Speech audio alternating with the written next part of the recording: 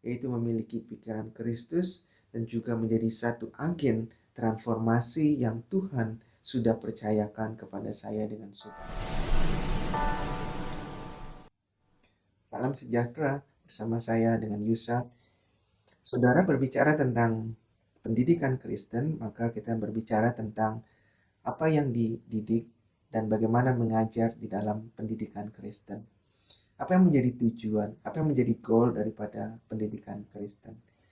Ini satu pertanyaan yang besar, satu pertanyaan yang sangat besar untuk kita telusuri, kita pelajari, dan kita ingin tahu kemana daripada tujuan pendidikan Kristen. Banyak label, baik itu sekolah, gereja, maupun juga tempat kursus-kursus yang menjelaskan tentang pendidikan Kristen. Tapi apa yang sesungguhnya berbicara tentang pendidikan Kristen? Kita bisa mengatakan bahwa pendidikan Kristen itu adalah menjadi seperti Yesus. Oke, baik. Misal kita mengatakan bahwa pendidikan Kristen adalah sama seperti Yesus. Maka pertanyaan yang selanjutnya adalah menjadi sama seperti Yesus dalam hal apa? Apa yang kita ingin sama seperti Dia? Saya ingin mengatakan, mungkin ada orang yang mengatakan sama di dalam hal karakter, di dalam dia hebat dalam pengajaran, dia hebat di dalam karakter dan seterusnya. Baik, saya bisa katakan bahwa itu bisa saja, bahwa menjadi seperti Yesus adalah tujuan pendidikan Kristen dan itu adalah yang kita dambakan dan itu yang kita ingin ikuti. Tetapi apakah hanya sebatas demikian? Ketika kita memahami pendidikan Kristen, kita harus memahami pendidikan Kristen, melihat kembali apa yang Alkitab ajarkan kepada kita. Melihat kembali di dalam kitab Roma 12 ayat 1 dengan 2, maka saudara di sana menemukan satu ayat kunci bahwa pendidikan Kristen berbicara tentang transform the mind. Artinya dia mengubahkan, mentransformasi pikiran dari pikiran yang jahat, pikiran yang kotor, pikiran yang tidak baik, pikiran yang culas, pikiran yang tidak benar menjadi pikiran yang kudus, yang suci, pikiran yang berkehendak di dalam Tuhan.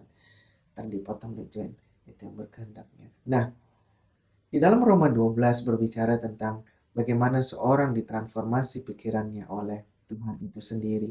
Tetapi saudara menemukan di sana bahwa tidak hanya pikirannya ditransformasi oleh Tuhan, tetapi juga lewat perubahan transformasi dari seseorang tersebut, dia merubah akan kehidupan orang lain.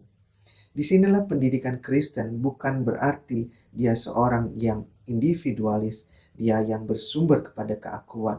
Tetapi pendidikan Kristen memiliki tujuan, memiliki goal bahwa dia mentransformasi pikiran dari orang tersebut di dalam pikiran Kristus. Lalu lewat pikiran Kristus, dia bisa memakai itu untuk berguna bagi masyarakat, bagi bangsa, dan bagi dunia ini.